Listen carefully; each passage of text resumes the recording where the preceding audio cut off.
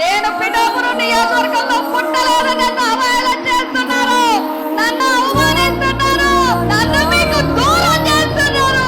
నా పుట్టుక పిఠాపురాన్ని దగ్గర చేయలేకపోతే నా అంతిమ యాత్ర పాదగయలోనే జరగాలి. నా ఆడపడుచులు అన్నదమ్ములు నాకు పసుపు కుంకుమ పెట్టి నన్ను పంపించాలి.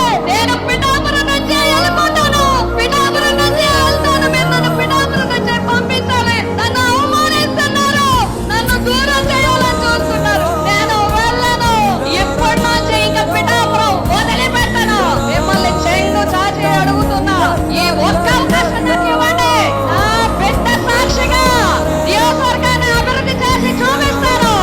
ఆ కుక్కుటేశ్వర స్వామి రాజేశ్వరి మాత అనుగ్రహం ఉంటే మళ్ళీ ఇక్కడే పుడతాను, మళ్ళీ పిఠాపురంలోనే పుడతాను. మీ రుణం తీర్చుకుంటాను అని చెప్పి మీ అందరికీ తెలియజేస్తున్నాను.